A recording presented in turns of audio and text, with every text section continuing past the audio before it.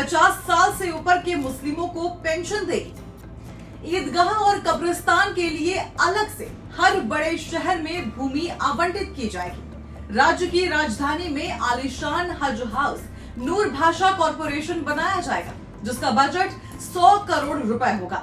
5 लाख रुपए बिना ब्याज के मुस्लिमों को लोन दिया जाएगा। मस्जिद के इमामों की सैलरी 10,000 रुपए होगी। क्वालिफाइड इमामों की नियुक्ति गवर्नमेंट काजी के तौर पर की जाएगी। हर मस्जिद के रखरखाव के लिए हर महीने 5,000 रुपए दिए जाएंगे। हर मस्जिद को 1 लाख रुपए की सहायता दी जाएगी। मुसलमानों को 4% आरक्षण। हज जाने वाले हर मुसलमान को 1 लाख रुपए की सरकारी सहायता दी जाएगी। ये टीडीपी यानी कि तेलुगु देशम पार्टी का घोषणा पत्र है, यानी चंद्रबाबू नायडू की पार्टी का आंध्र प्रदेश विधानसभा के लिए घोषणा पत्र है।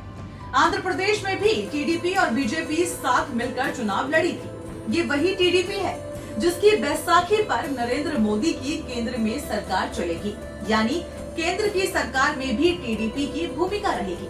तो क्या टीडीपी आंध्र का यही मैनिफेस्टो देश में भी लागू करवाएगी?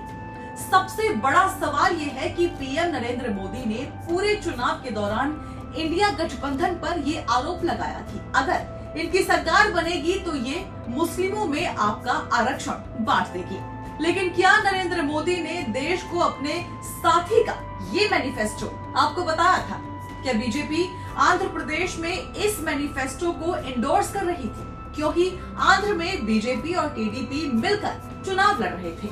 आप एक बार फिर उस मैनिफेस्टो के इन पॉइंट्स को पढ़ लीजिए। 50 साल से ऊपर के मुस्लिमों को पेंशन देगी सरकार।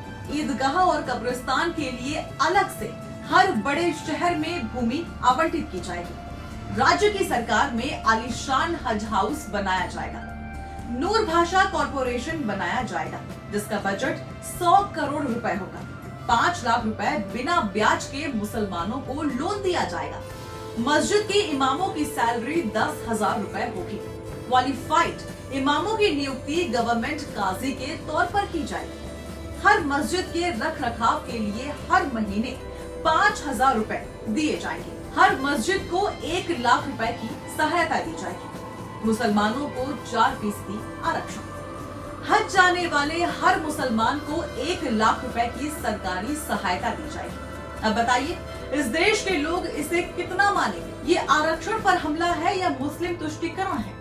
जिस तरह की राजनीति बीजेपी करती है, उसके बाद भी उसे इसे इंडोर्स करना मजबूरी है। आज एनडीए की मीटिंग में चंद्रबाबू नायडू ने नरेंद्र मोदी को एनडीए के नेता के तौर पर चुनने के लिए दिए गए प्रस्ताव को इंडोर्स किया।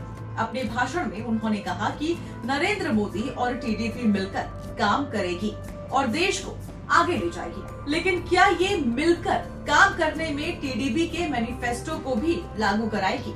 क्या आंध्र में जिस तरह टीडीपी ने वादा किया था उसे निभाएगी? क्या इस तरह से वादे करना वाजिब लगता है? क्या ये आरक्षण पर हमला नहीं है?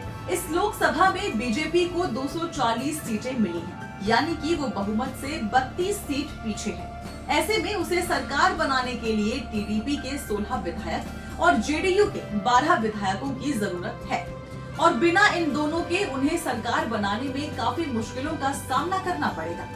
आंध्र और बिहार दोनों मांग रहे हैं स्पेशल स्टेट का दर्जा। नरेंद्र मोदी के साथ दिक्कत ये है कि उन्होंने साल 2014 में आंध्र प्रदेश और बिहार दोनों को स्पेशल स्टेट्स का दर्जा देने का वादा किया था, लेकिन 10 साल में उन्होंने इसे नहीं निभाया। इसके पीछे की वजह बजट है। स्पेशल स्टेट्स का दर्जा देने में केंद्र का बजट गड़बड़ हो सकता है, लेकिन अब जो इन दोनों स्टेट्स को सरकार में शामिल करना है, तो हो सकता है कि वे इनकी मांगों को भी मान लें।